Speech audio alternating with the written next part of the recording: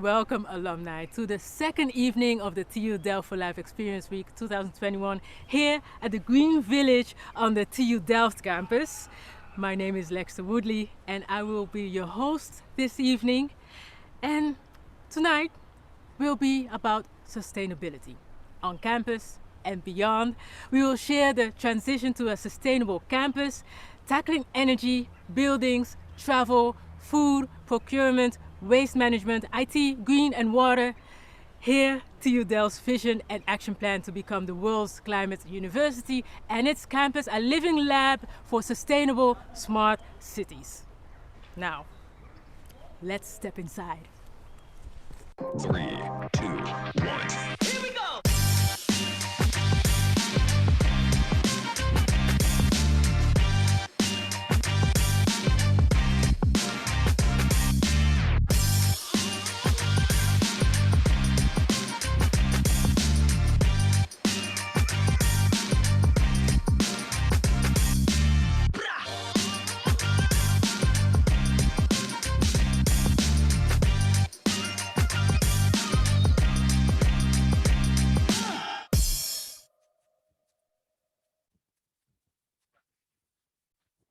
Tonight are Willy Spanjer from the Green Village, Professors Andy van den Dobbelsteen and Phil Farden, and Saraf Nawar, Chair of Green TU. But we are curious to see who else is joining us tonight, and that concerns you, the viewers. Yes, you.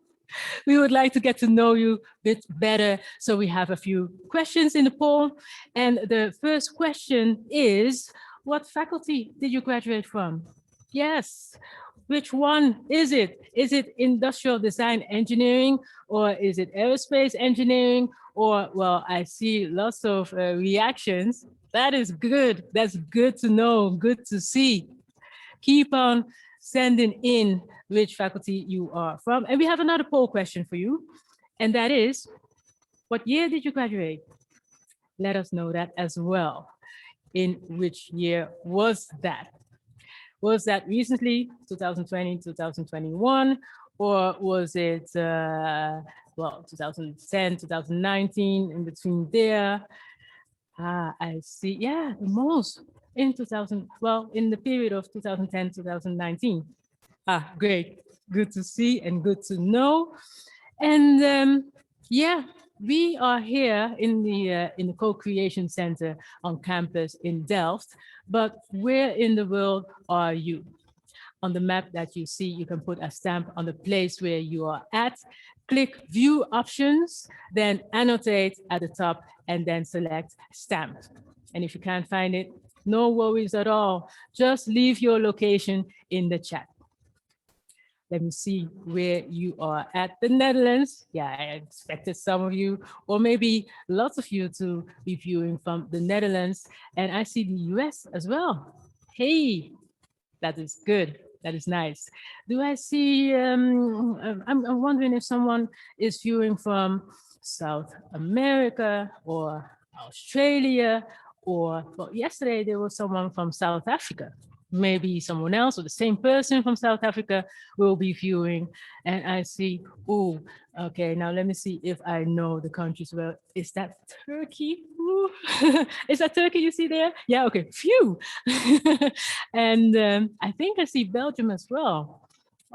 So good, so nice. What did you see? Which countries did you see? I thought you said. Well, I think Utrecht is the largest share of people watching. Yeah. They get a heart. Indeed. Well, keep on letting us know where you are at. Nice to see people joining from all over the world. Welcome all. And to make you feel extra welcome, we have a video with a message from our rector magnificus, Tim van der Hagen.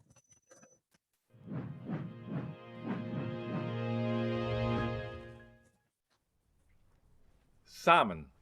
Dat is voor mij op dit moment het kernwoord. Dat precies samenvat wat we nodig hebben in het huidige tijdsgewricht. Of het nu gaat om klimaatverandering, gezondheidszorg, digitalisering of de energietransitie, radicale innovaties zijn nodig om ze het hoofd te bieden. En dat begint bij samenwerking. Er is geen bedrijf, overheid of kennisinstelling die dat alleen kan. Daarom zie je momenteel twee grote bewegingen in de kern van onze universiteit. Onze campus wordt steeds meer een plek waar industrie en academie hand in hand gaan. Er wordt hard gewerkt aan een innovatief ecosysteem met living labs. Door onderzoekers, bedrijven en overheid van meet af aan samen en dus op hetzelfde moment aan hetzelfde probleem te laten werken. Niet na elkaar, maar met elkaar. Daarnaast kruipen de Zuid-Hollandse topuniversiteiten in Rotterdam, Delft en Leiden letterlijk steeds dichter naar elkaar toe.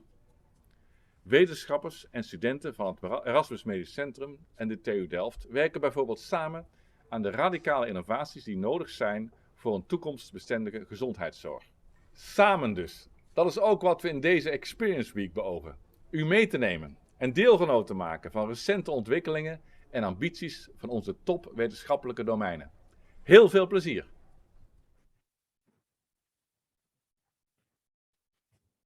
Spanjer, you are Program Manager Circular Economy at the Green Village, where we are at. Can you tell us what you do here? Yeah, so I'm working here at the Green Village, and the Green Village is a field lab for sustainable innovations.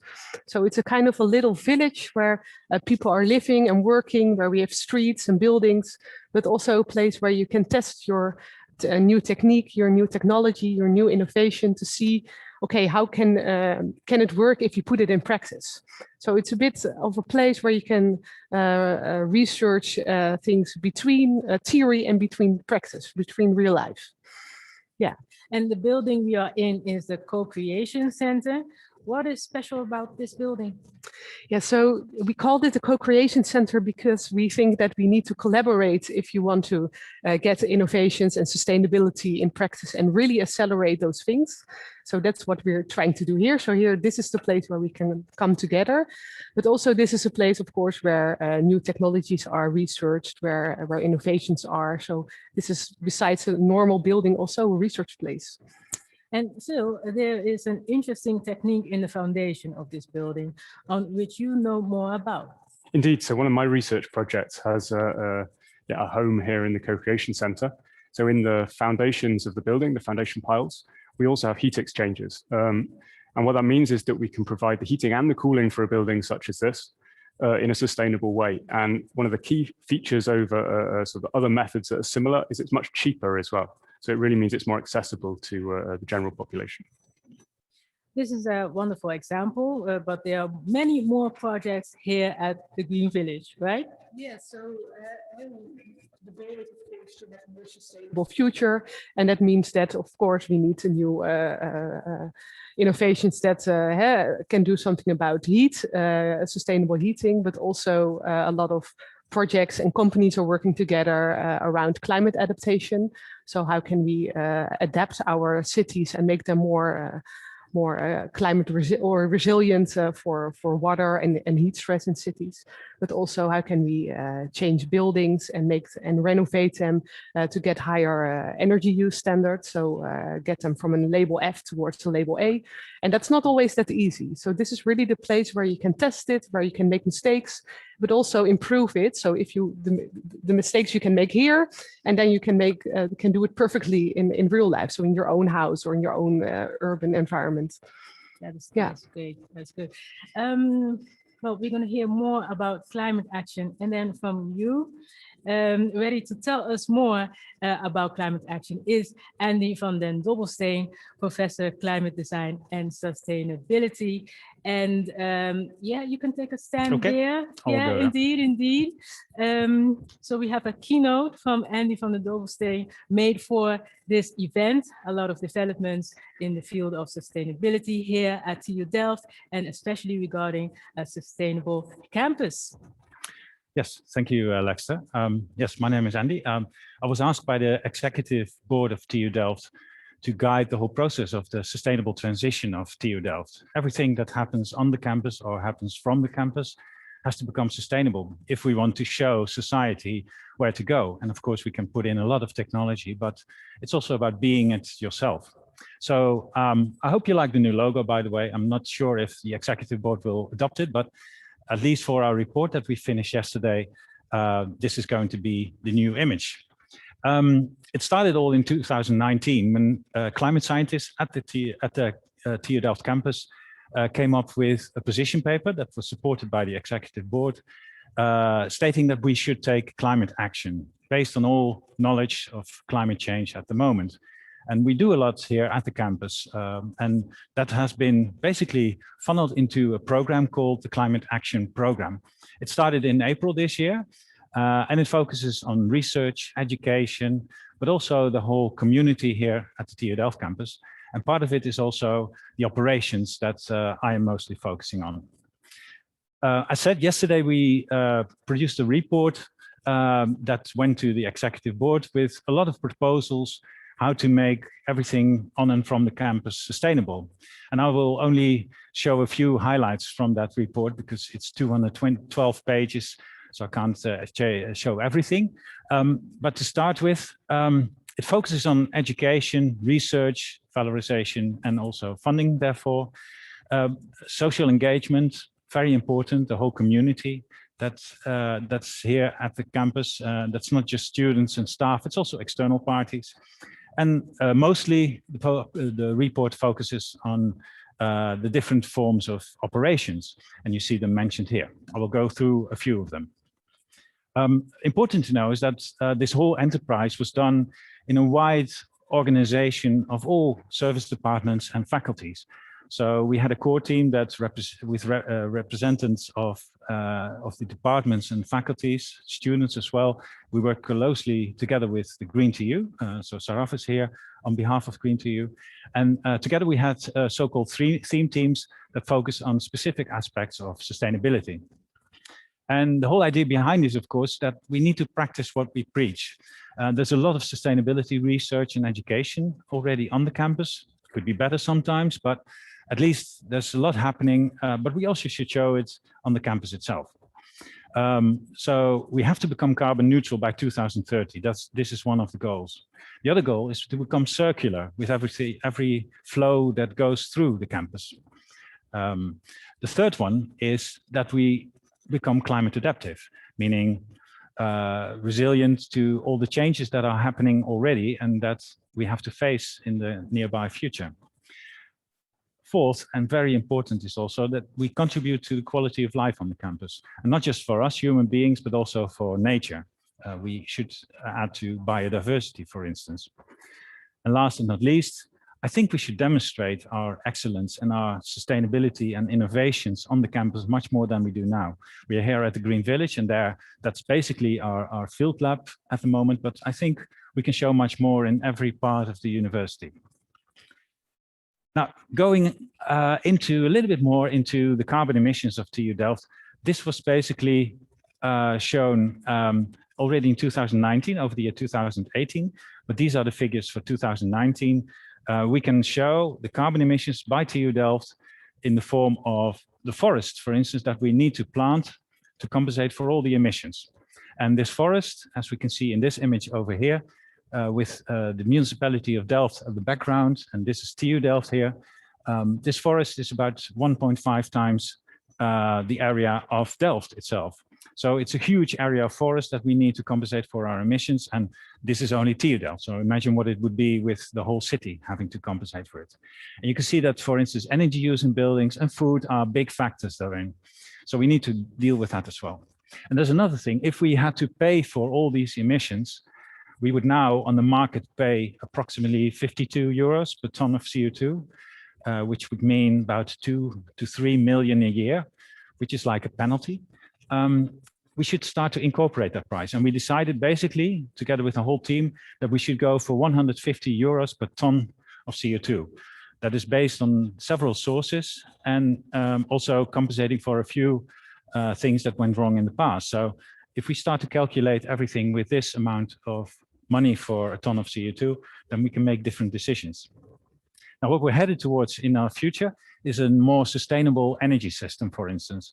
At the moment, there's a lot of gas coming in, and gas has to be replaced by geothermal heat, which you see over here. Part of the geothermal heat in the future, in the far future, will go into the city rather than TU Delft, because if we renovate our buildings, we don't need high temperature heat anymore. We can use for instance, the mid-temperature heat coming as a return.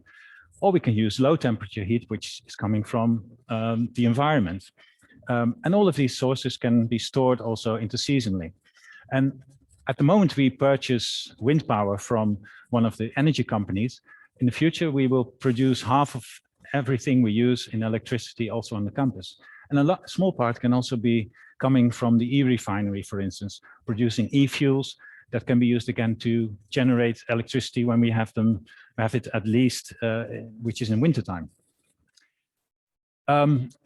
This system would work in such a way that in the beginning, when we have the geothermal well, it can supply all the buildings on the campus with it.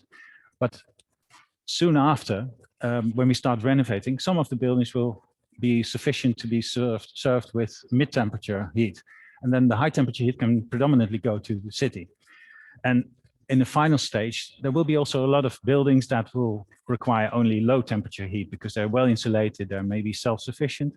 And then we are supplying a large part of the city basically with our geothermal heat. Now, if looking at the buildings, there are these are the energy figures by the different buildings. And if we look at them well, then we see a few of the big examples. Most of them are the big faculty buildings, especially if these faculties have labs.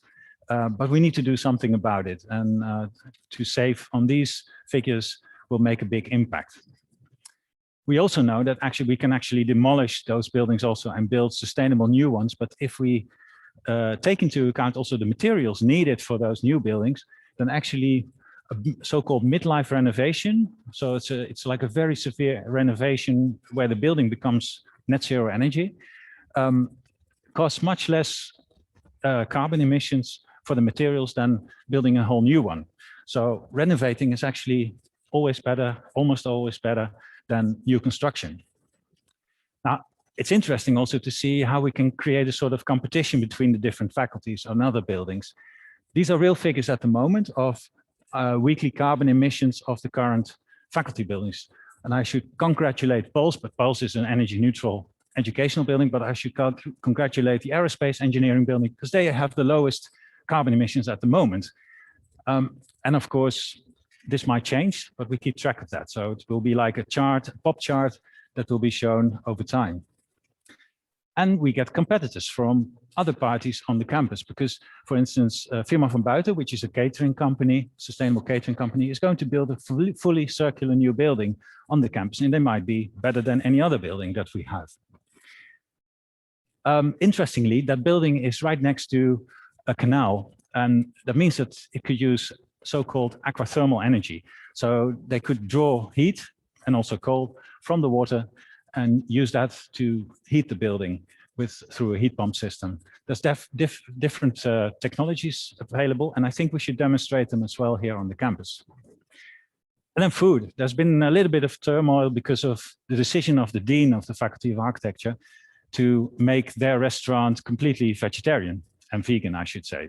Let's say 60% vegetarian, 40% vegan at the moment.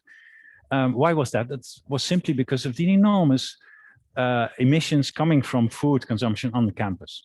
And if we compare, say, a meat lover diet compared to a vegan diet, that is more than half of a difference in emissions. So shifting from a more meat or animal-based food pattern to a plant-based food pattern is much better for the environment. So that's why we need a few restaurants that maybe go all the way to fully plant-based food. What we can also do is change the prices of food. If we take into account the carbon price of 150 euros per ton, then I think we should change the prices of food as they are. Now, currently, vegan or vegetarian food is often more expensive than the traditional with meat. And that's to do with the scale at which it is produced. But we can compensate for that in the carbon price. So actually the price of a burger would be actually reversed if we do that. And these are real calculations we made last week. Travel is also an important one. Commuter travel, of course, but also especially international travel, because flying is more severe than commuter travel at the moment. Together with the students, we are working on maps, both for student travel and for staff, to demonstrate where we can basically travel to by train, preferably, or where we advise to take the train, and areas that are better to reach by aeroplane. But even then you can try to get there by plane. So these maps will be demonstrating too.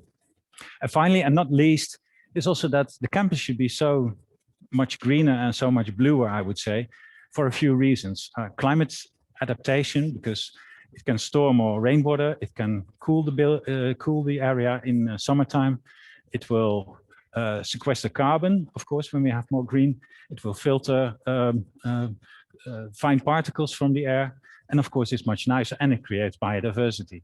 So there are plans already under development right now to establish that. Now, so in the coming 10 years, we have to go to zero carbon. That means that we have to take severe steps in certain areas. The geothermal well is a very important one, but also changing the food, changing traveling, and so on. Step by step, we can sort of bring down the emissions to not completely zero, because even vegan food has a carbon emission. So we need to compensate for a little bit of that. And I propose to the executive board to purchase a piece of forest somewhere that will be planted, and that we gradually build up to the level of sequestration that we need by 2030, so that we will be net zero carbon around that time.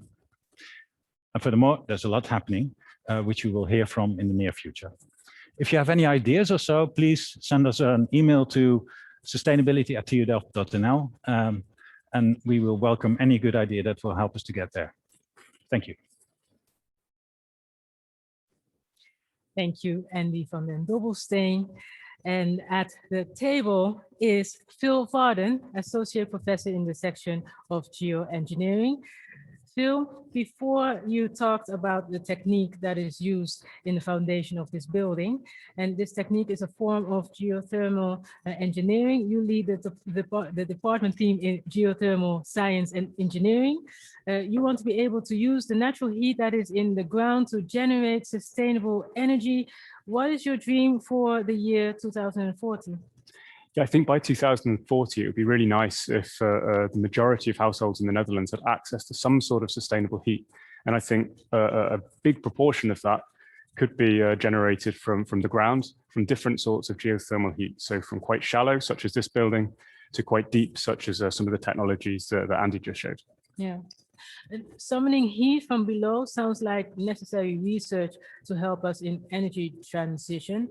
You also start in a video to explain a bit more about it. Let's have a look.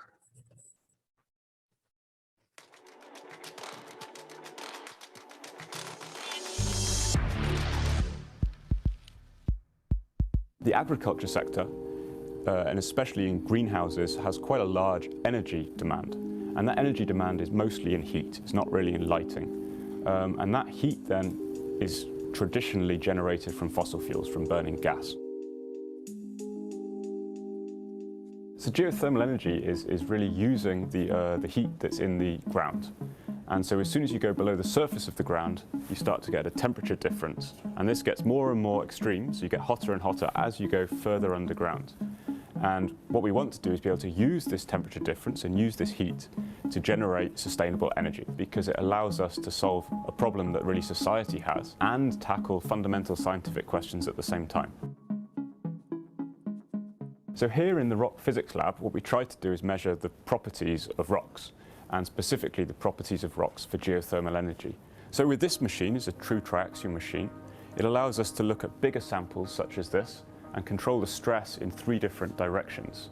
That allows us to simulate what happens at several kilometers depth and to measure, say, the strength of a material like this. So what we see here is 2 different cores, and we've toured them in 2 different directions, and you can see the patterns in the rock are really in a different orientation. So we take the samples such as these and we put them in a machine here, and this allows us to control the pressure both around the material and vertically in the material. What we try to do is flow fluid through them under realistic stress conditions, and we can measure that permeability. And that helps us predict how fluid will flow in a reservoir in a real geothermal project. There's a 4-kilometer deep project, an ultra deep geothermal project that we're attached to, and we're really examining exactly how the systems behave at full scale. Additionally, what we try to do is really understand the physical process, the fundamental questions, And so that can be applied in a general way to geothermal energy really across the Netherlands and across the world. So in 20 years' time, I'd really hope that every new building could have some sort of geothermal energy. And that allows us to really reduce our reliance on fossil fuels.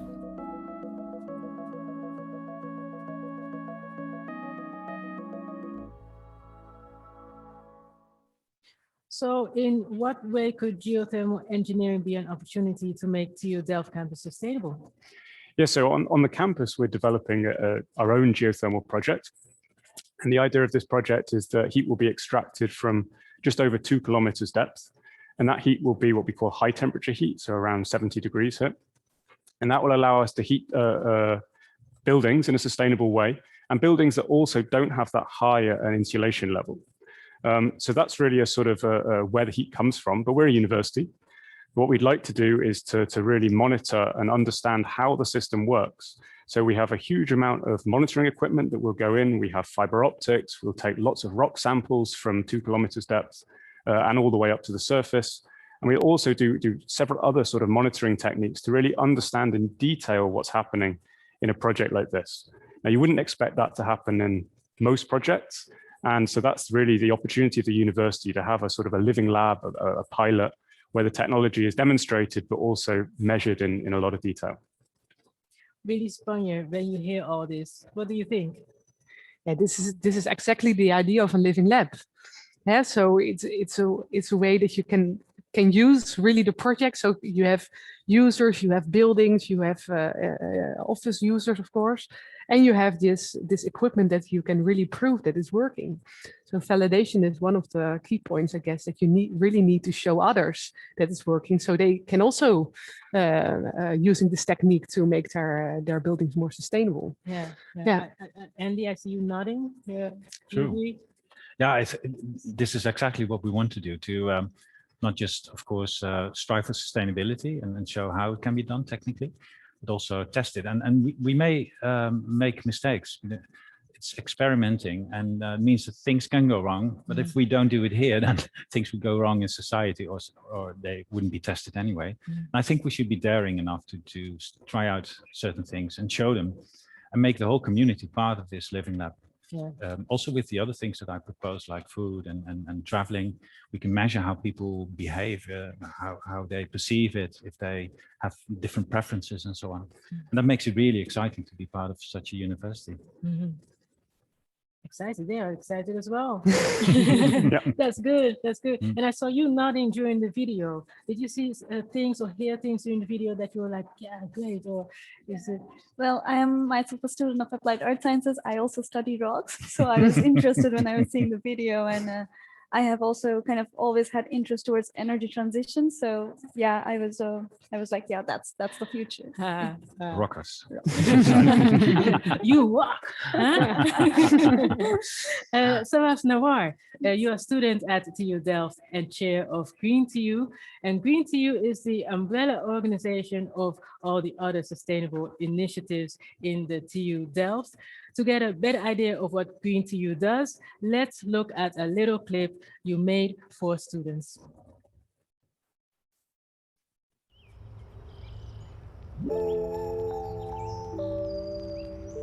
Hi everyone, my name is Noah. I'm part of the Green TU board. We are an advisory council of the TU Delft in terms of sustainability. Today, we're on an empty campus, but let's see who's here. Thank you, Noah. This is Ashwin from Delft Sustainable Energy Association. We represent students who are pursuing their masters in sustainable energy technology at TU Delft, Netherlands. Our vision is to transform our students into future leaders of sustainability.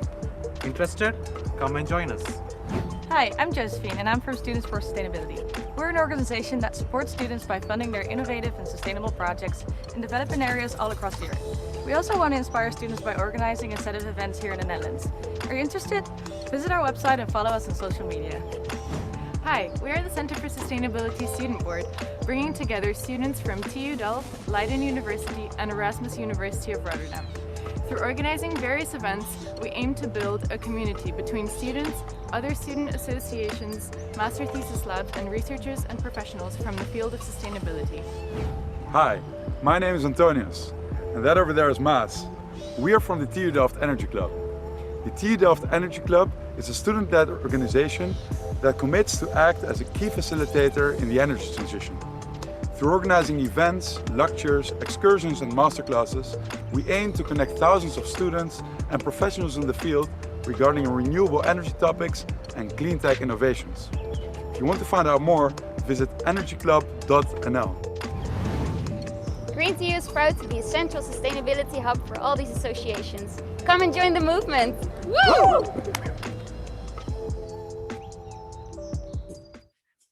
That's a great video. Well, it seems like a lot of initiatives on sustainability are organized at TU Delft. How involved are students regarding sustainability? Well, yeah, like I said, Green TU is the umbrella organizations for other student initiatives, and those initiatives work with, well, events, education. But as Green TU, we also try to promote it to the common students, so students who are not active in student associations, but also students to practice sustainability in their regular life. We conduct different kind of research or different kind of surveys to see, okay, where does the student actually see sustainability in their lives or in their studies? And with time, we are trying to build up more, like promote the idea of sustainability more in students. So more and more students are getting involved now, I would say. Yeah, and regarding your studies, your research, you also did research on sustainability in education. What did you find out? Yes, so we decided to focus on 3 different parts. So bachelor education, master education, and PhD education. And when we did the study, we saw that in bachelor's, when the student is starting at TU Delft, maybe the education is very much focused on the basics or the technology, and students really do not have idea of what sustainability is or what the prospect of sustainability is of their study until they're at the very later phase of their study, I would say. So for example, in the 3rd year or in the thesis or maybe in the master, sometimes it happens that the student doesn't know that, okay, during my minor in the final year, I can actually go for a sustainable elective or a sustainable minor in another university. So there is that knowledge gap. In masters, well, the students who are already interested in sustainability, they try to do the sustainability focused masters. And the students who do not know about it, they choose one of the things that interest them in terms of technology. And later in life, they find out, oh yeah, this has application in sustainability. Then in thesis, maybe they can choose something to do with sustainability. But that is, there's a lack of lack of knowledge, I would say, in terms of sustainability, or the focus, I would say. Well, in terms of PhD education, we found out that we did a survey throughout the university in different faculties. We had around 250 responses, so not that many, but according to the responses, it was like 70% of the people said they're interested to know about sustainability, but around maybe 20% could name courses that they follow in terms of sustainability. And we also are working with SENSE, which is a research school which provides some of the courses for the PhD education. So they work with the graduate school to make courses available. And we are trying to redesign the courses or start a course for the students that the students are willing to learn from. And we checked a few topics that they're interested to learn from. Some of them want to know just the basics of sustainability. So like just grasping sustainability that all throughout the faculty, everyone can know. So before it can be a master course that PhD students can also follow, and just understanding the basics that, these are the things you can consider for your research. Some of them really want to know how exactly in terms of their research they can implement it. So a little bit more specialized. Well, there's another thing that we found out, which is like TU Delft is doing so much in terms of sustainability in research, but when we, for example, though it's not a focus, but when we check the rankings of the university in terms of sustainability research overall in the world, it's not that high. And we found out why is that so, because our researchers or the people who write the paper, they do not know what are the right keywords to use. So we even thought that this could be a different course that was introduced, at least for the people who are doing research in sustainability. For example, in civil engineering and geosciences, which is my faculty as well, we work a lot with water or with geothermal in that case, and the word sustainability or certain keywords, energy transition. This should be highlighted in a way that the world also knows that we are working towards it, and we also know that sustainability is a big aspect of it. Indeed, So, yes. indeed. Yeah. Well, let me check on this table how excited you you are about what she is saying, but that's a great information that you've given and what you're busy with. What is the feeling that you get by hearing what she has been saying? I think it's a good ambition to have it all the way through the education as a solid thread. I think in the last few years we've made some starts. So I think in the Applied Earth Science course that you study, the program, the first course the students now get is what's called Grand Challenges. Yeah. And that's really a course where we look at what society needs and then what Applied Earth Science is, so what the ground, what the subsurface can really provide and how it can accommodate these things. But then we go straight into the technical details and we go more and more into the depth. And then I think that thread maybe could be made more strong. So I think it's an exciting idea to have that really strongly right the way from bachelor education to PhD education. Because you mentioned the thread, I would also like to mention something that Green TU came up with this year. We decided to come up with a project called the Green Thread. So it's called the Groene Draad or the Green Thread. And there we allocated a budget for this year to work specifically with professors who are interested in integrating sustainability in their courses. So, for example, it can be a bachelor course or a master course where there is chance of putting some sustainable elements in there, but there has not been any element yet. So we decided to hire a TA for that specific course. And now we are with 3 courses through 3 different TAs to work with the professor to create, for example, case studies or examples or exercises or even excursions to different companies related to their subject so that the students know, okay, this is what I'm studying, but this also has application in sustainability. So we are now working with 1 bachelor course with Professor Luc Rietveld from Water Engineering, so Introduction to Civil Engineering. And we are working with financial engineering from the Masters of Construction Management and Engineering and in the redesign program of environmental engineering. So we are trying to see how we can create a knowledge pool that the students can benefit from. And last year we tried, and this year it was already released, to allocate or to make a list of minors that are available in other partner universities, which are related to sustainability. And for example, as a TU Delft students, you don't have that much knowledge of sustainable finance, but maybe you want to know more. So then you can go to Erasmus and how you can go there. So all those information, just making it available to students so that their education goes into like understanding the basic grammar of sustainability.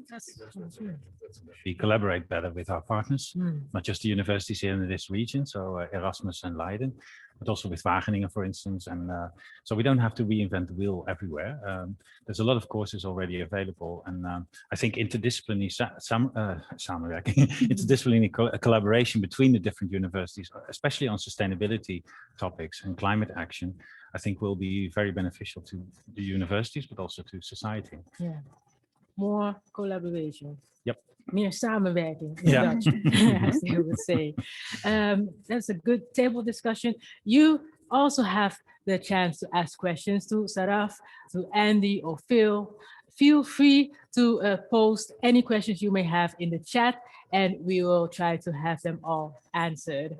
And normally we give the floor to a very special person, the alumnus of the year. This year, due to the pandemic, we want to announce the alumnus of the year, by video. So here it goes.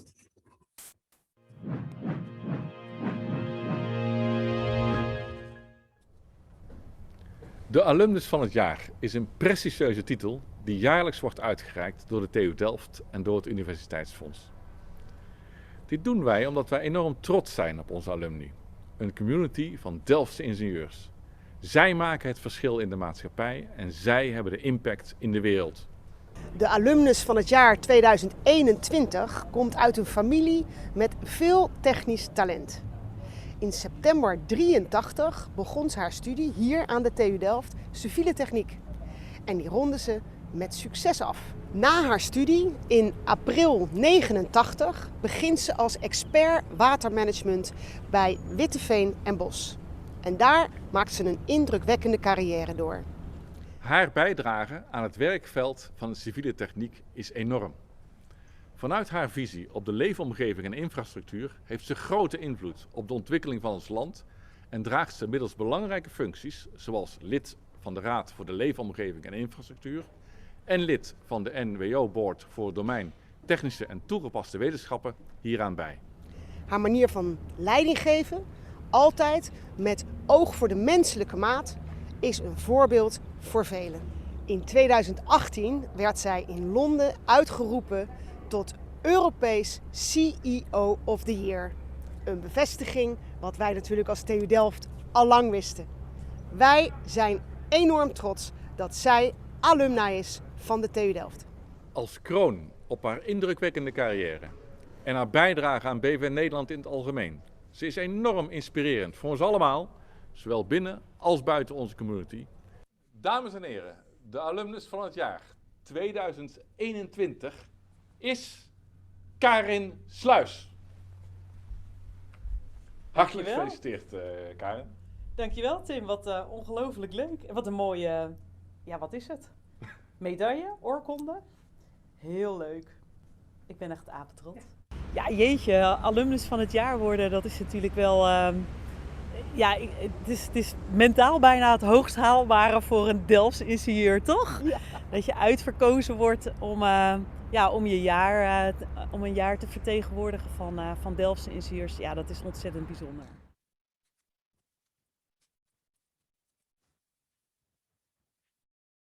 To the Q&A. The first question is from Joris.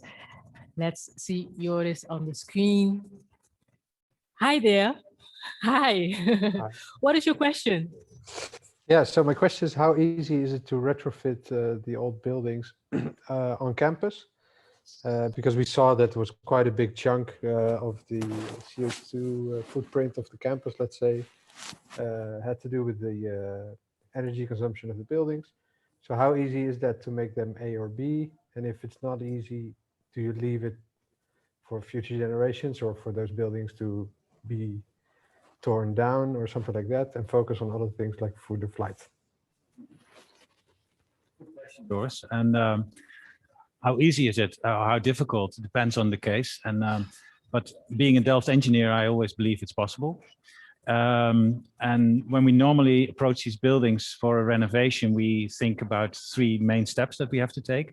First is reduce. So see how we can reduce the demand for energy by looking at especially the architectural state of the building, post-insulation, replacing the windows, especially insulating roof is very important. Second is reuse. So thinking about waste flows, residual energy, how can we recover that and use that, for instance, for the heating system or for hot water? The same can be done with cold. And the last step is produce. So think about producing energy by renewables. Well, we talked about heat already, huh? So Phil had the example of geothermal heat that could be used, but it can also be done with electricity, of course, solar panels on the roof, but also on the facades. And by taking these three steps, and not necessarily in that order, we can usually get to at least 70% of savings compared to the beginning. And to look at, for instance, the Faculty of Architecture and the Built Environment, that was renovated in 2013. The heat demand afterwards was half of what it used to be. Electricity remained the same, and we don't have any electricity generation on the roof, but that's going to change. But that shows basically that even historical buildings can be approached in such a way. And I believe that most of the buildings at TU Delft can go below 25% of their current use. And that's what we are aiming for. Is your question answered, Joris? Yeah. Yes. Very, yeah, I was just wondering if it's cost effective or was just a nice example. The example it's that part you of the just research. It's part of the research, of course, that needs to be done. And we do this in close collaboration with the Campus and Real Estate Organization. So step by step, we're dealing with all the buildings that are on the campus. So they have a campus vision, a campus strategy where step by step, all the buildings that are energy squandering at the moment will be dealt with. But we involve scientists and students ever more in those processes. And that's what I like really much about it. We have we have the expertise on campus. We have the sciences, so we should use that better. And I think then we can even go further than what we do now. All right. Good luck. Thanks. You too. Another question, and this one is from Rushab. Rushab Sheda. I'm seeing you. Great. What's your question? Yeah, it was about the calculation for carbon emissions. You just mentioned that TU Delft is trying to calculate 150 euros per ton, but the actual amount is 50 euros. Is it just to gain a perspective about what's the cost of emissions from TU Delft, or will that offset amount be allocated to something? Yeah, I didn't make that clear enough, I think. So the market price at the moment indeed is around 52 euros, and it can vary a lot, but it has been increasing over the last few weeks and months. But that's not the real price of what it should cost. That's basically the trading price that the EU has sort of set between companies. So companies that are polluting can purchase those certificates from other companies, and depending on the demand, the price will rise. But it's not the value of what is really needed. And several studies have indicated that we actually need around 125, 130 euros per ton to compensate for the real emissions and to battle basically what is already emitted. But we decided to go a little bit beyond that, because there's also research that says we have to go to a few hundred euros. But TU Delft, we decided let's go for 150, which is an easy value. It's a little bit over what is recommended by the UN. And therefore it also sort of compensates a little bit of all the mistakes we made in the past. And I think that's really important, that we go a little bit more ambitious, because there's a lot we still have to compensate for, which doesn't happen now, but happened in the past. That's why. If I can ask a follow-up question, maybe. If the ambition is to try to make up for what happened in the past, then shouldn't the ambition be to achieve carbon positivity than carbon neutrality? Yeah, absolutely. Yeah, but I think as is, it's quite ambitious already to become carbon neutral by 2030, because there's a lot of complicated factors therein. Most universities, most organizations just look at the energy consumption on campus, or the buildings, or mobility perhaps, but they don't look at food, they don't look at waste, etc. And we do everything. So it is going to be difficult. But you're right. In the end, after 2030, it doesn't mean that we stop. I think then is the time to basically go beyond and become carbon positive, in the sense that we absorb more carbon than we use, or produce. Thank you. Yeah. Thank you. And Robert Janssen has a question. Curious to hear and see. What is your question? Hi. Yeah, wonderful projects that are being laid out there. So I was curious, what are the funding sources to implement those, and for the university to be able to afford all this? Maybe I can answer in terms of the geothermal well. So we have two main funding sources. One of the funding sources is on a commercial basis, so the university will purchase at heat, and the price, of course, is based on how sustainable it is, but also the market rate for heat.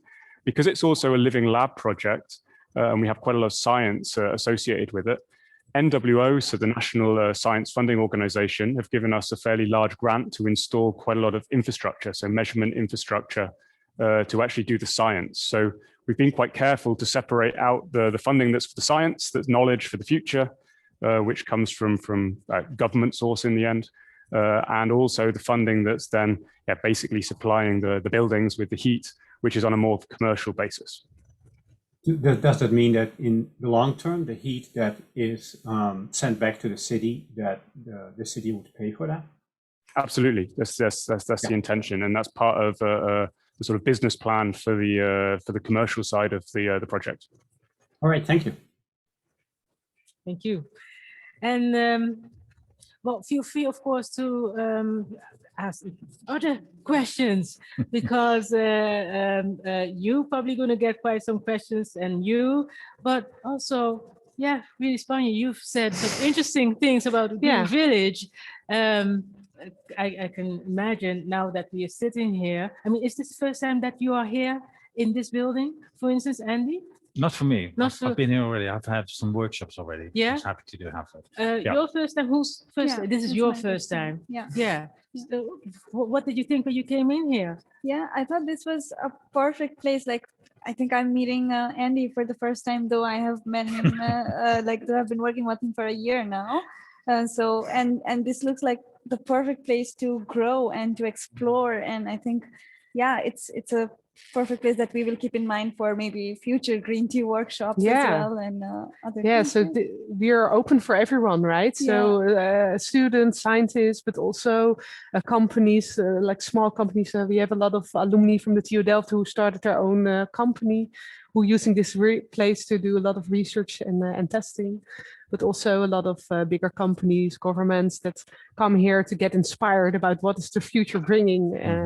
And so on the one hand, we try to be inspirational, and on the other hand, it's a bit the same as what Andy was saying.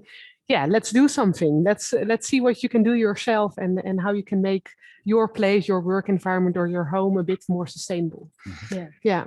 Okay. So don't forget to also ask really inspiring questions about the Green Village and the building where we are at. Yeah, I have a question for Willy. That's good.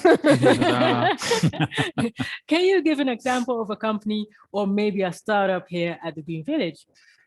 Yes, of course. I have a lot, but maybe it's nice to then give an example of two alumni from the TU Delft. They have they're two guys. They just graduated from what is mechanical engineering, and they having a startup which is called De Warmte. It's a company which they started, I guess, 2 years ago, and they have a solution to reuse the heat from your wastewater. Yeah, and so the warmte in Dutch means the warmth. Yes, English, or right? the heat, So they normally you flush away all your water, also hot water, so from your shower, but also from your dishwasher, your kitchen, etc., etc. And this water has an average temperature of 27 degrees. And they are able to extract that heat from your water and to reuse it again. And this is something that there's not really another technology that already does that on a household level. So they are one of the first, and they started 1 year ago here at the Green Village, just from scratch. So they just built their technology from different parts of the world. They build it and they get it together here. They started to test it here. It works, and now they're scaling up in the Netherlands, so in actually houses. Also here are actually houses, of course, with inhabitants. Can I add something then? Because yes, of course, Another typical startup is from a student team that I was allowed to supervise, the MORE team, that basically builds an apartment that's supposed to be in a office tower, but they retrofitted it completely to a super sustainable apartment. And they have started a company now with a selection of the group. And they're now basically working across the Netherlands on circular concepts for also for vacant data centers, vacant offices to be transformed into a living space. So it's much better than start building new houses outside the city. They look at buildings that are in the city and that are not being used well. So it's really nice to know that. MORE Studio, they are called. Yeah. That's good. Anybody else an example? That'll be funny. I also have an example. Well, you said you had more. Give us one more example. One more. Yeah. Okay. More. Then a whole different, because we are talking a lot about energy, but also I think one of my most important, or it's not everything is important, of course, but I really like the transition with to make things more climate adaptive, so more resilient. And we also have a startup which is called Field Factors, also from two alumni from the TU Delft, and they are gathering all the rainwater from this Green Village, and they clean it with a biofilter, and then you can reuse it again. So by watering the plants, but also in this building they flush the toilet with this water. So they really try to make the cycle from water to make it round again. Yeah. Nice. Thank you for that example. I saw a question here, and that concerns food, and I like food, so let's go to that question. Robert Janssen. Well, yeah, we've seen you already, but please come again and let us know what the question is. Champion question. Yeah, thank you. It's a follow-on question. The food is an interesting component of what you're doing. So the question comes up if when you're shifting to the more vegetarian diet, is the university planning to grow their own food, maybe on campus, because we know you have a wonderful roof garden there? That's the question. Yeah. thanks for that question. And yes, the answer is yes. We're planning and preparing basically possible projects to grow food on the campus. Together with X, for instance, X is the Cultural and Sports Center. Their director really wants to start producing food to be served in their own restaurant. So we're looking at options for so-called vertical farming, which is high-tech food production within a building or attached to a building or onto a building, and to also connect that to research that we're doing. Delft has is doing ever more research in the food sector, but from a more technical point of view, and also to see how food production can be merged or integrated into the built environment. And we can also demonstrate that here at the campus, because what, for instance, is happening with those vertical farms, they use quite a lot of electricity for the lighting, for perhaps also the cooling. So it means also that they're producing a lot of waste heat that is not being used at the moment. And we might use that in another part of the building. Now it basically is being ventilated out of the building and lost. And I think we can get to much more sophisticated systems that are better integrated. So those are things, for instance, that we want to test out on the campus. Yes. Wonderful. So that's called urban farming, correct? Yeah, urban farming is the collective name for all of that. Yeah, absolutely. Right, wonderful. Thank you. Yeah. Excited about that, Robert? Oh, you're gone already. Yes. Good, good. Douglas Gilding Equinor, you have a question. And I heard that it could be that you have problems with the microphone, but let's see, maybe we can see you if you don't have any problems with the video, and maybe we could read your lips, you never know, or maybe you can find out how the microphone works. And what did you say, Andy? Well, if we can just hear the question or see the question. Yeah, I have it here. He asks, why are there no plans for carbon capture and storage on the campus? There are. I think so, Phil. Yeah, you know perhaps a little bit more about that.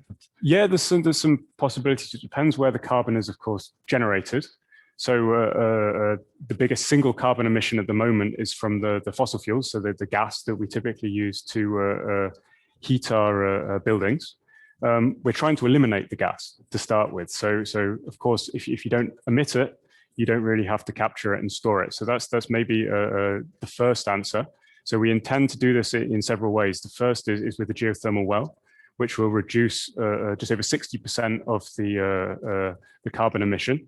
That's quite good. It's one big number, but it's not enough. So the remainder, about, well, another 30%, so that will take us up to 90%, will be by using a heat storage system. And this will probably be a novel high temperature ATES system. So it's storing the heat when we can produce it in the summer and don't need to use it from the geothermal well, storing that in the shallower subsurface and using that alongside the geothermal well in the winter for those 1 or 2 really cold weeks that we have of the year. That still leaves us with a little bit. And there's some ideas of looking at how we can capture that. The capturing technology exists. The question is, what do we do with it? So how do we store it, or how do we remove it? There's some options of injecting it back into the geothermal well. That's a relatively novel solution. They do this in some countries. They do this in France, for example, when CO2 naturally comes up with the geothermal water, they keep it in solution and they re-inject it. But here, what we could do is we could capture the CO2, we could put it into the water, and we could re-inject it.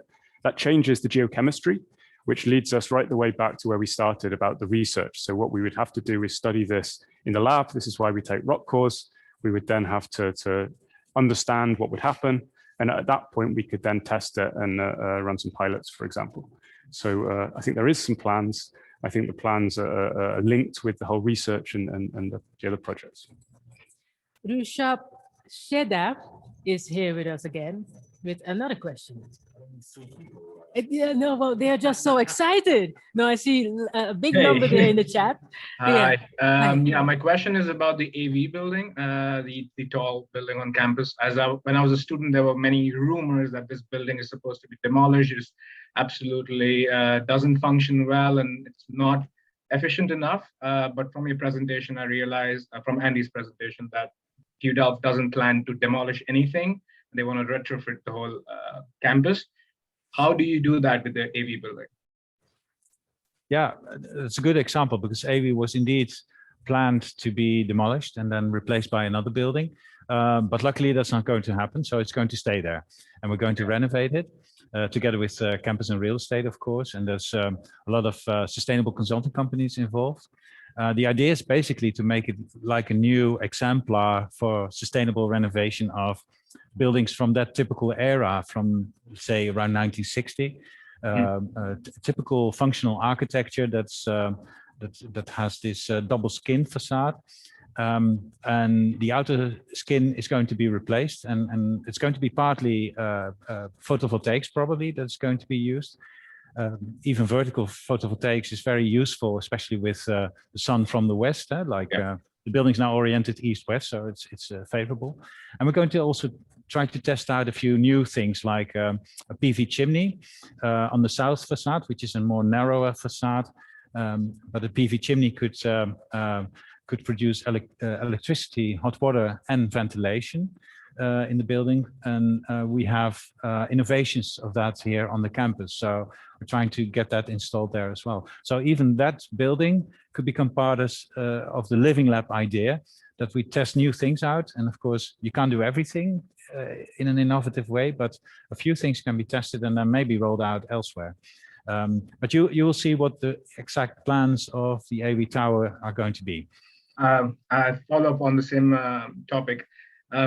Maybe if it would be possible to harness the wind energy that is diverted by the building, which usually causes a lot of problems for people passing by. That could be it. So I lived next to it in the space boxes. So whenever I used to pass by it, used to create a wind tunnel, and the wind was so strong that if you could harness that, that could be one of the ways to solve that problem as well. Yeah, I fully agree. It's of course, the building has a perfect shape to create a lot of high-speed flows around the edges. Everybody knows. There have been plans in the past of installing smaller wind turbines on the edges. And even I've seen one plan where they made a big hole in the tower and put a huge wind turbine in it.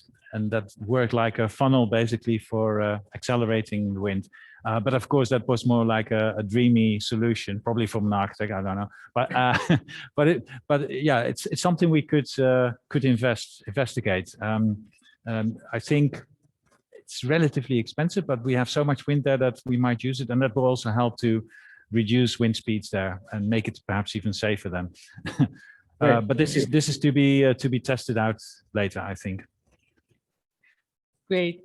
Thank you for answering that question. And if you want to know more on PV modules and energy transitions solutions, check out our session of Thursday, June 11th. We will talk about the new electrical sustainable power lab, TU Delft. Now, don't laugh. And it's not about personally about the next person, but I think you're going to be like, no, we only have 3 people in the chat because Joris is back with us. No! Great, Joris. Great. You have another question for us? Yeah, I'm so sorry. No, really, no, it's really him because he's kind of teasing, like, do we have... But... Go ahead. Yeah, sorry, not sorry, but here it comes. So it's not a very technical question. But are there also plans to, and another question is there something to gain there to reduce the demand side by educating people? You can think about something simple like, turn off the light once in a while, but also things that people don't necessarily see as a very big impact. I know a lot of people that have no idea that little steak that they buy every week, that is a huge impact. So is there also some kind of public or education to the public from the TU Delft? I've talked a lot. Sarah, you should answer this one. Yes, so as Green TU, we are also working on green teams. So Green TU also has a concept of green team, which is like small sustainable teams in each faculty. but we are working on a green guide, not only for the students, but also for the employees and also for new students or new people who come to Delft, working with the entire community, so they know about all the different things. So it can be in terms of what public transport to take, and having a map of from Delft to which places, what kind of lines have carbon emissions of least carbon emissions, but also what are the thrift stores? Where can you buy second-handed? What are the fully vegetarian or vegan places? How can you reduce your impact? For example, like washing clothes, for example, at certain temperature to reduce the carbon footprint of it, or where to purchase more eco-friendly products. I think those are the things that we are trying to communicate through the guide. And I think that is how probably public education can be made better, I would say. Yeah, and I think also at the Green Village, we also see that we have a lot of visitors, and they sometimes just don't know what is sustainability exactly, and what does it mean for me? What can I do to change it? And just to give them their knowledge, to give them some insights, they can change it. But it really starts with, explaining what's the problem and what can you do yourself to change it. Joris, it sounds like you're making a lot of very good material that you could also give to the public in Delft, for example. Is that something that you plan maybe in the future? Really? Yeah, so the Green Village is normally open for public, and together, for example, with the municipality, we organize a lot of tours. And always part of this tour is to embrace the societal embracement, to give them the knowledge, to give them the tools to change it themselves, but also for a lot of companies we do that, and also for parties from the TU Delft or organizations. It's always part of that, the societal, and also that you can do it yourself mentality. Tell them that also you're one individual, you can make a difference. Yeah. Is that us? Yes, so we do work with the Gemeente Delft, so with the municipality quite a lot. And for example, the Day of Sustainability that happens every October, it's co-organized with the Gemeente Delft, and it's open to their partners as well. So this guide is supposed to come out by the end of Q4, and then it will be circulated to the new students who come for the OVE and the international program, but also to the municipality for their website. So we already have plans for that, but we also nowadays, this year, we really try to collaborate with other universities as well. So spreading the message of that you can create such a guide for your own province or your own city as well. And a lot of students have also reached out to us to see how they can do it as well. So I think Netherlands-wide, such a guide would be super interesting. And there is an organization, Studenten voor Morgen, and they are the umbrella of all the green offices all around Netherlands.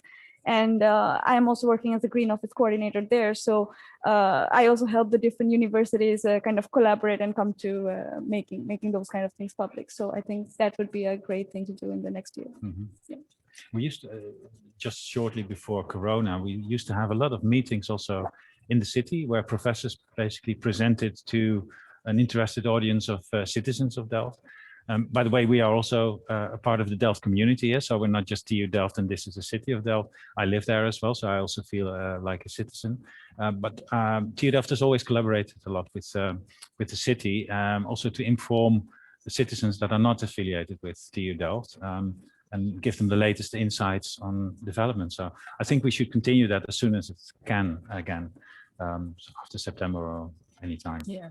In terms of heating, what's also happening nationwide is that all of the gemeentes are coming up with heat plans. So how to heat the houses, their buildings, not by using gas. And what that means is that the discussion is now really becoming into the people's homes. Really, the cities have to decide whether they have collective or individual options, what temperatures they will heat, and this means differences for the sources. Is it geothermal? Is it shallow geothermal? Is it biomass? And then that also has a consequence for what that means to how do you renovate your building. So do you renovate your buildings deeply? So do you have this midlife renovation that Andy talked about earlier? Or do you go for a higher temperature heat source and then have less renovation needs for your building? And I think this really is coming into people's homes now because of this need to have this discussion. And I think this is where TU Delft can continue to play an important role. Mm-hmm. Anouk Dijkstal, you have a question for us. Yeah, I know that at TPM, or maybe industrial design, is Professor Gerdien de Vries, and I know she is doing research on changing behavior of people and nudging and all those things. And I was wondering if she's involved in this project. She is a mine project, if I can call it mine, but yes. Gerdien de Vries is involved in one of the teams that I showed as part of this sustainability organization, a team that is looking at social engagement. So I know Gerdien well, and she, with her energy transition lab, plays an important role therein. So yes. And I also saw you nodding your head. Yes. So we are with the different international offices of all the faculties. We are coming up with a student international mobility plan for exchange students to travel sustainably. So to travel to the, for example, when you go to exchange, you take the train, and then if you don't fly, for example, to another continent, and if you take something, if you go somewhere with the Eurolines or with the at a certain distance that can be done by sustainable travel, then that is funded by TU Delft. We are still conversation over that, and there Gerdien is involved as one of the advisors, and she's also really enthusiastic in making changing the psychology. And that guide idea actually came out through there, that okay, maybe students from other when new students come up, maybe they can also know how to live sustainably here. So I think yeah, she's quite involved, I would say. And that sounds like a lot of money that has to go extra into funding students to travel sustainably. But our proposal is also to raise to install carbon tax on flying, on the internal carbon tax. So everyone knows you can sort of compensate your carbon from flying when you pay a ticket with KLM or any other company, but that's only a few euros, and it can never compensate for everything that you cause.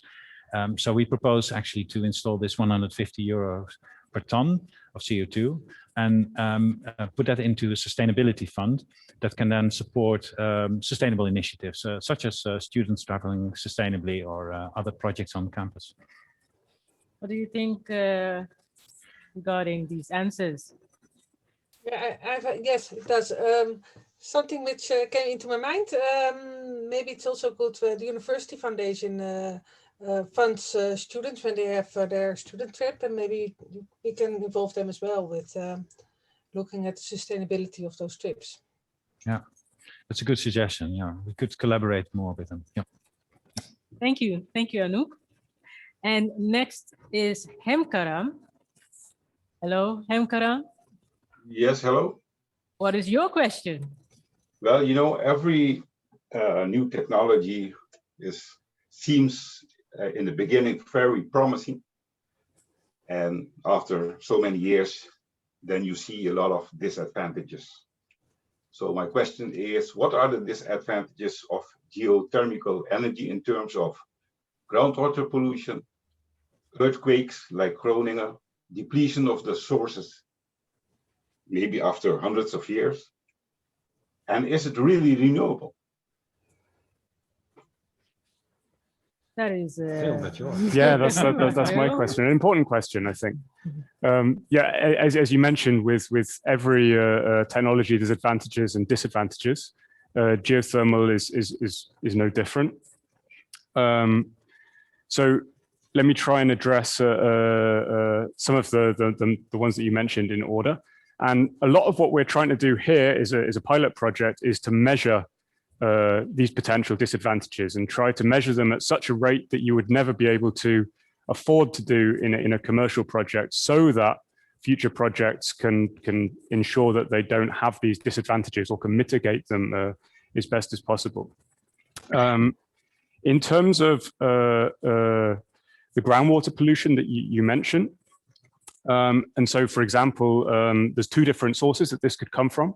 One could be from the wells leaking, which means that the fluid that you're bringing up from the ground that's hot, that you use to extract the water, could enter the groundwater. And what you've seen in a few recent years is there's been innovations in how the actual wells are produced, are constructed. So the very early geothermal projects had a well that just had a single casing, and the water was produced for that. Now they have multiple casings, so you have multiple barriers, and in fact they have different materials. So they have composite materials that are resistant to corrosion, And when you have these multiple barriers, you can measure between them, for example, and understand if something is happening.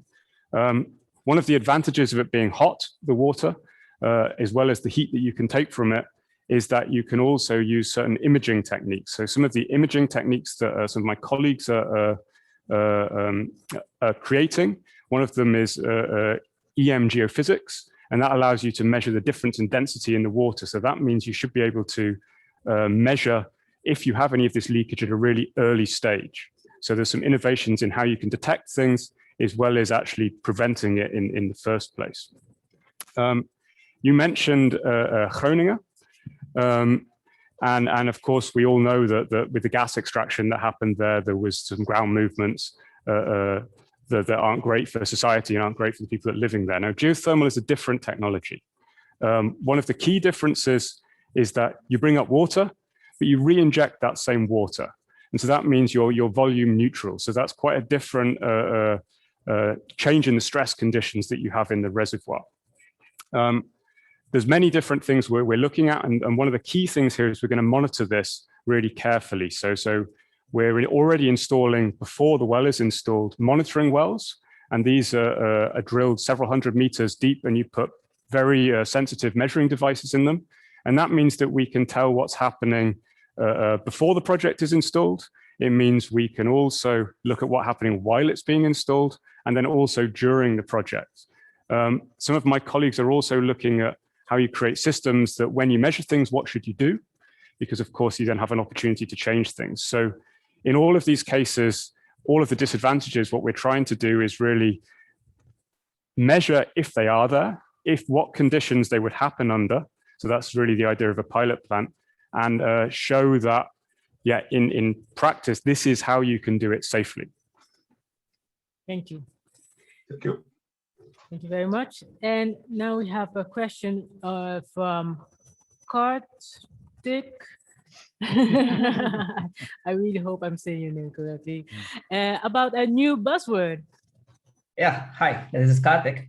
Yeah, the new buzzword, especially in the industry sector, is hydrogen. And I'm just wondering, have you guys given thought about hydrogen and how it can help in TU Delft's sustainability goals? How hydrogen can incorporate in the campus and real estate sector? For who is this question? It's an open question. So then I'm going to look at Willy. Yeah, so at the Green Village, there are some tests going on to use hydrogen in a building environment. So the grid operators, the Dutch grid operators, they are collaborating here and see how you can change the natural gas network, what we're having at the moment, almost in the whole Netherlands, to change it into a hydrogen network, and see what is happening, how can we technically do this, but also what are other constraints and risks, and just see how it's working. Just the first step to see if it's really a good idea to do that.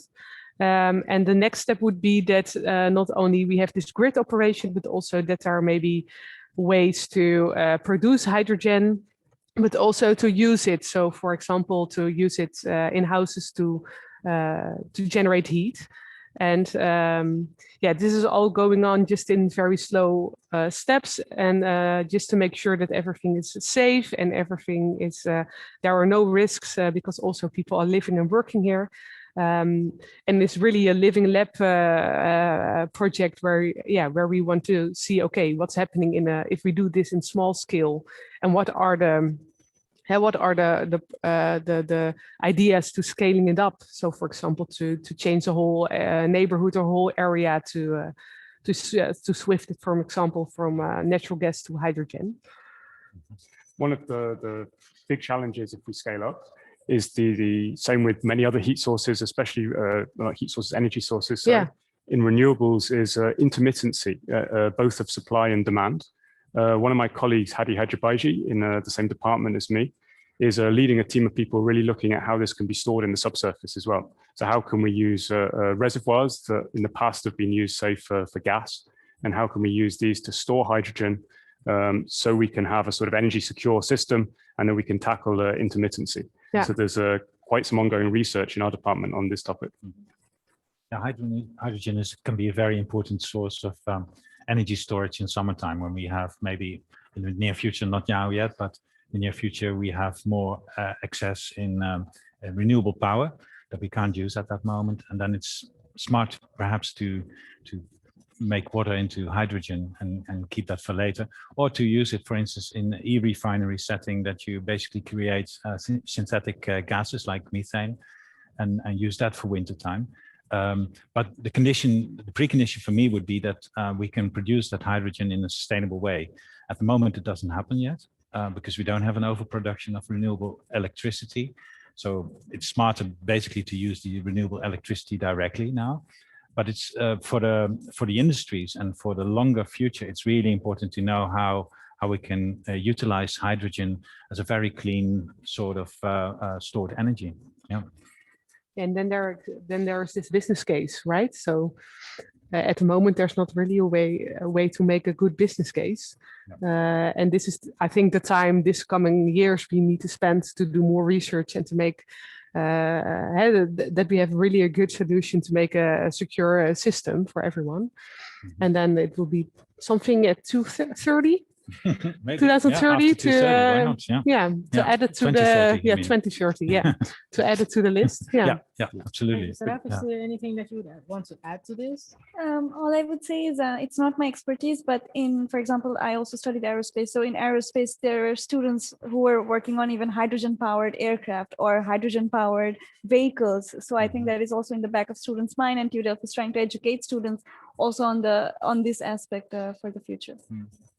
Yeah, and it's important to know indeed that there are certain elements of society that can transit quite difficultly into renewable sources. Heavy transport is one, flying is the second one, heavy industries that need high temperatures. So those are the sectors in society that need to be helped with new fuels, basically, either biogases, biofuels, or e-fuels, or hydrogen, for instance. And that's why I'm working in the built environment. I think we can solve things in the built environment without gases.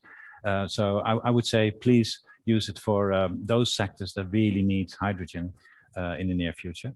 And of course, we need to test it out also for the built environment. That's why we are here at the university. But for the long run, I think it's mostly important for the more technical functions. Fred de Vrede, you also have a question for us. Hello. Unmute. Yeah. As I state, so what I hear many times is we are focusing on electricity based on solar cells. But there is also possibility to use the solar heat and collect that. And here I hear, in the Netherlands, I hear little about that. And if you combine solar heat as a cooling mechanism for the photovoltaic cells, you even get a better electricity production. Mm-hmm. It's completely true. Yeah, especially when you have PVT panels, so PV thermal panels. That's a combination of PV materials, photovoltaic material that produce electricity with water pipes, basically, that take away the heat behind those cells. And thereby you can create hot water, not as hot as you would normally have with a solar collector, but still warm enough to be used functionally. And indeed, the performance of the PV cells is better than that. So I was saying the PV chimney, but I meant actually PVT chimney when I was talking about the AV tower building, because it's a PVT panel that is placed within that glass box that produces heat, electricity, and ventilation. And it's exactly that combination of using the heat functionally and thereby improving the electricity production that makes solar energy really interesting in that sense. So we're going to test it on campus as well. Yeah. We also have a project related to this that's just starting. And so one of the big issues I mentioned before was the intermittency. So you create the most heat when it's hot outside, and then we actually need cooling in the building, and vice versa. You generate little heat from this technology in the winter when you really need it. And so, of course, the storage is an important aspect. And in the Netherlands, a common technology is the aquifer thermal energy storage, or ATES systems. We have a number of these on campus already. But one of the things they normally use is a heat pump, which uses electricity, much less unsustainable energy than if we heated it with gas or with another fossil fuel, but it's still a considerable amount. And we're working on a technology now to use PVT panels, for example, and other technologies together with the storage to try to completely eliminate the heat pump use. So that's a new project that started just recently. Is that the high temperature storage, or is no, it this is mid-temperature storage. Like borehole thermal energy storage? No, it's going to use an ATES system, so it's open. So it means that you're really putting water into a sand aquifer. But the temperatures will be slightly elevated and slightly cooler probably than is used normally. And that's why you can eliminate the heat pump. But you need to use technology to feed it, such as a PVT panel, but also something to get the cooling, like a dry cooler, for example. Yeah. Okay. Now we have someone who, we've had already as someone who has asked a question. He has another question for us, and great that you are here again. Rushabh Chedda. He's yes. a champion. Yes, you are the champion. My You are the winner. apologies. Sorry. Yeah, slightly more controversial, and maybe someone would consider it even a radical idea. Has the concept of degrowth been considered for achieving sustainability targets? By degrowth, I mean because TU Delft is trying to create a localized resiliency plan rather than making more and making that efficient. Are we thinking about reducing what we have that is redundant and staying there? And is that being considered? Ooh, that's a difficult one, because at TU Delft we are growing in many senses. We have ever more students, we have more staff to, of course, teach those students, ever more PhDs. And so in that sense, we are growing. On the other hand, our absolute carbon emissions haven't increased over the last few years. Actually, it's gone down, also before the Corona crisis. So we are trying to do this, obviously. One of the interesting fields where we have to be critical about is, for instance, ICT and AI. There's a lot of electricity used in servers, in computers, in using internet, for instance, but also on the campus in measuring equipment. So we have to be really smart about what to do and what not to do, because it's not about gathering as much data as possible. It's about smart data, the data we really need. That will save a lot of power needed for data centers and servers. So I think that's one of the big challenges at the moment also to tackle. What not many people know, for instance, is that our TU Delft website is one of the worst performing websites energetically across the world. I didn't know that. Apparently there's a measuring tool for that. Somebody's measuring university websites around the world? Well, they can measure any website, but our website apparently is so inefficient that it uses too much energy. Well, this, of course, with the knowledge that we have on board here at electrical engineering, mathematics and computer sciences, we need to be able to tackle that. So we have to become the most sustainable website, of course, here at this campus. So that's one of the many things. But yeah, degrowth, yeah, let's try that. We don't have to grow necessarily, and value doesn't come from expansion all the time. It can also come from value increase in other senses. Yeah. So let's try to do that. Thank you, Rushabh. And I could see some chat messages come through, pop up, and then they go away. And I saw that when we said that Rushabh is the winner. That I noticed that there's a kind of a competition, because then I saw Joris say like, oh man, I need to come up with a question to become a champion. And then Anouk replied, no pressure. So very funny that I saw all of that. Now that we are closing to the end of the event, we're going to do something that we normally don't do. Normally it's something that we do after the broadcasting, but I'm like, you're going to see how we do that. We're going to do a group photo. Yeah, while they are watching. Oh, yeah. Yeah, there you go. This is There only you one of go. the four And then we screens. see Rushab, and then Hi. we see Joris. And so let's, is it made, photographer? Let's wave. Let's wave. Hi, everyone. Because we are there in the top corner. And then we see everyone who has their video on. Great. Click, click, click, click. Nice, nice. Thank you for joining our event and all of your lovely questions and being so competitive with your questions even. Thank you, guests, for your interesting insights. And for more information on this topic, check the TU Delft for Life portal and our follow-up email that we will send you. If you are inspired by this event, and I'm sure you are inspired by this event, and you know more, you want to know more, send an email to sustainability@tudelft.nl, and you can still join the other sessions of this week. Tomorrow, we'll welcome Tim van der Hagen, Ernst Kuipers, and 3 researchers on the theme of Tech for Health. I hope to welcome you another night. Thank you.